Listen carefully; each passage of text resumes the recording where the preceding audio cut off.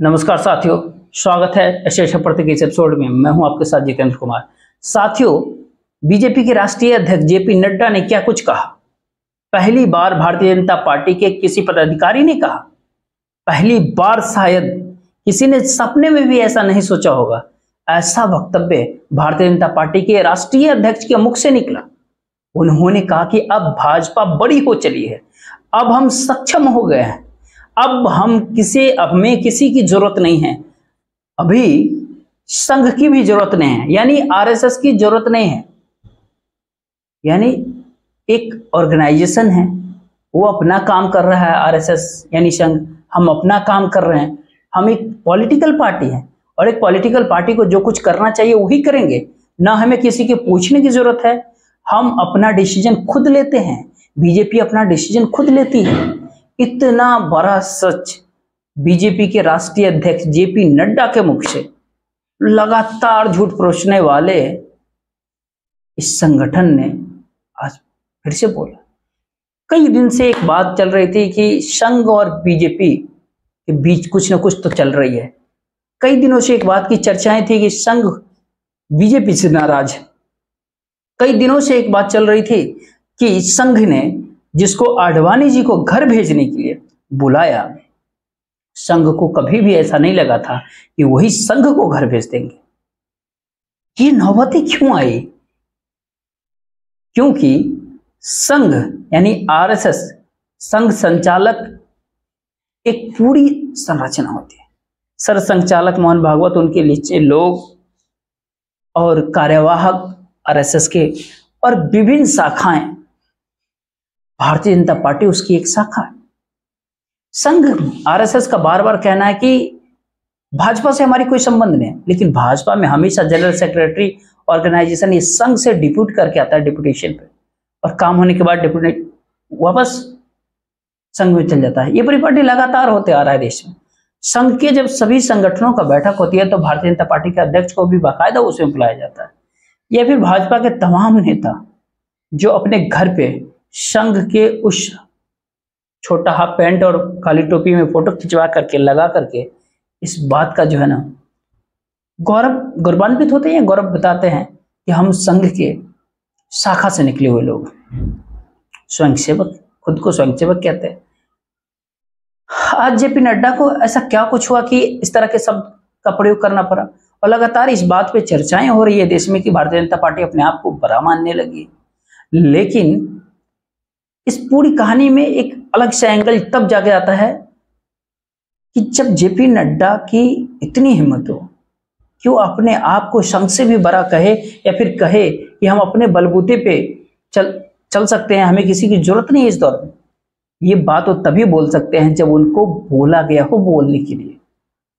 जब उनको ऐसा बोला गया हो तो किसने बोला, क्यों बोला, इसके पीछे के कारण जानना जरूरी होता है। तो क्या ऐसे में भले ही ऐसा लगे कि भारतीय जनता पार्टी ने संघ को खदेड़ा, लेकिन बीजेपी को बोलने के लिए मजबूर कर देना कहीं आरएसएस का मिशन तो नहीं था, जिससे बीजेपी बौखला गई और राष्ट्रीय अध्यक्ष जेपी नड्डा ने कह दिया। देश में 1, 2, तीसरे चरण की वोटिंग में मतदान भी कम हुआ और बीजेपी के भीतर लगातार खबर आती रही कि बीजेपी कहीं ना कहीं स्लाइडिंग मोड में है 2024 के लोकसभा चुनाव में। प्रधानमंत्री जी की लगातार रैली,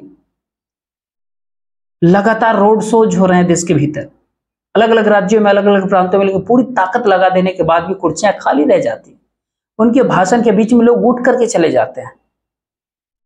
फिर प्रधानमंत्री जी ने एक भाषण देना शुरू किया, एक वक्तव्य देना शुरू किया, बार बार ऐसी ऐसी बातें करना शुरू कर दिए कि पूरे समाज के भीतर एक हंसी का पात्र बन जाता है।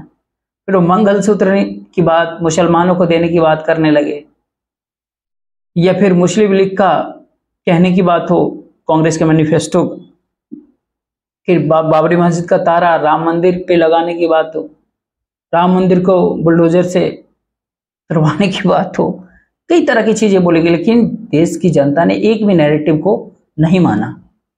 जब शब्दों से थक गए तो फिर जाकर के भारत देश का वो नेतृत्व जो देश को नेतृत्व दे रहा, वो संघ के शरण में न पहुंच जाए। नागपुर रात को होल्ड करने के बाद जिसके लिए वो गए वो मुलाकात ही नहीं हुई, वो वापस आ जाते हैं। और उस दिन से उनको इस बात की समझ आ गई कि संघ इतना नाराज है और संघ की नाराजगी के मायने इस दौर में क्या है। तो अब जो है संघ ने ही जब इनडायरेक्टली कहे या फिर डायरेक्टली कहे, बिटवीन द लाइन, यानी प्रत्यक्ष और अप्रत्यक्ष रूप से जो भी कहे, और ये बात जो हम कह रहे हैं कि संघ ने ही, आरएसएस ने ही कहीं ना कहीं बीजेपी को किनारा किया, क्योंकि आरएसएस व्यक्ति पूजा के खिलाफ। संघ के भीतर स्वयं सरसंघचालक खुद भी व्यक्ति पूजा नहीं करवाते। संघ में प्रतिनिधि सभा भी होती है, संघ में चर्चाएं भी होती है, संघ के भीतर बैठकें होती है, संघ में कई बार विपरीत वक्तव्य भी आते हैं, लेकिन संघ व्यक्ति पूजा की से कोसों दूर रहता है। एक पद का आदर जरूर होता है, लेकिन व्यक्ति पूजा नहीं होती। सरसंघचालक आते हैं जाते हैं, संघ वही रहता है, वो पद वही रहता है। तो एकाएक 2014 के लोकसभा चुनाव के बाद प्रधानमंत्री नरेंद्र मोदी जी जब बनते हैं, उनकी जब गद्दी पूजा होने लगी और उनकी उसके बाद व्यक्ति पूजा होने लगी। व्यक्ति पूजा इस स्तर पर होने लगी कि बीजेपी की सरकार मोदी की सरकार हो गई। अब सरकार की गारंटी मोदी जी की गारंटी होगी। इसके मायने सीधे निकलते हैं कि मोदी ही बीजेपी है, सरकार ही मोदी है और मोदी ही सब कुछ है देश में। यानी फिर जाकर के वक्तव्यों की एक झड़ी लग जाती है। केजरीवाल एक मुद्दा उछालते हैं कि 75 साल के हो जाएंगे सितंबर में प्रधानमंत्री नरेंद्र मोदी जी, तो फिर अमित शाह प्रधानमंत्री बनेंगे, योगी आदित्यनाथ की भी विदाई कर दी जाएगी।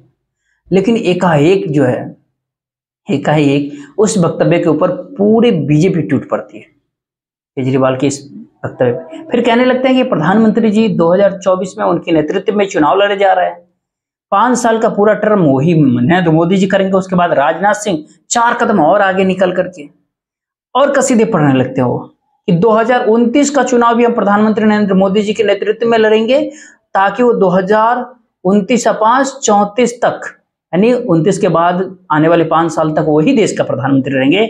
उनकी उम्र भी हो रही है 75 5 80 85 साल की उम्र में क्या वो भारत देश के बागडोर संभालेंगे?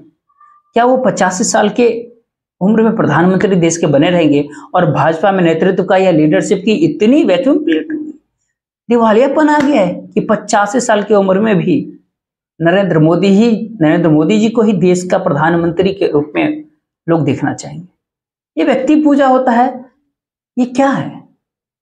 ये चरण वंदना होती है, क्या कुछ था? ये तो राजनाथ सिंह खुद ही कह सकते, बता सकते।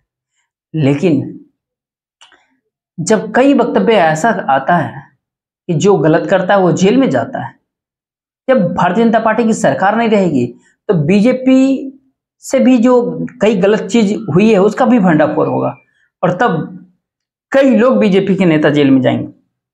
राजनाथ सिंह इसको उल्टा कहते हैं कि नरेंद्र मोदी जी को जेल में डालने की बात करने वाले सोच लेना चाहिए उसको, किसी ने माई का दूध नहीं पिया है जो उनको जेल में डाल दे।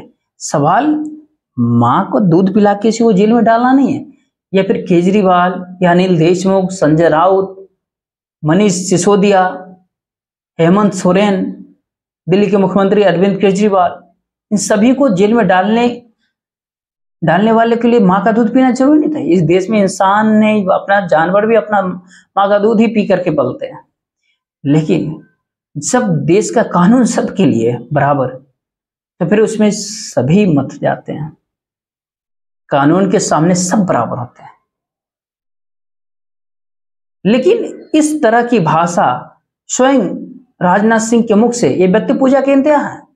जहां पर व्यक्ति पूजा है वहां पे संघ वहां से साइड हो जाता है, क्योंकि संघ सामूहिक नेतृत्व करने वाला संगठन है। संघ व्यक्ति पूजा को प्राथमिकता नहीं देता है। ये जो राजनाथ सिंह जो कहा वो आउट ऑफ फ्रस्ट्रेशन है। ये वक्तव्य में आखिरी संदेश देने का प्रयास है कि बीजेपी इस स्तर पे पहुंच गई, इस लेवल पे पहुंच गई कि अगर आपने हमको साथ नहीं दिया तो फिर हम आपको भी डिसोन कर देंगे। तो क्या 2024 के लोकसभा चुनाव के बाद संघ के साथ क्या होगा, या फिर 2024 के चुनाव परिणाम आने के बाद संघ अपना मास्टर स्ट्रोक खेलेगा, मास्टर प्लान उसका कुछ तैयार है क्या? या संघ के एक बड़े पदाधिकारी ने पहले ही बोल दिया था, संघ में एक लक्ष्य की तरह अपने विजय रथ लेकर के चलता है, घोड़ा अगर थक जाता है तो बदल दिया जाता है, और जब घोड़े को ही पता चल जाएगा कि उसको बदल दिया जाएगा क्योंकि अब वो थक रहा है, तो फिर उसने देख करिए। बाकी जय हिंद।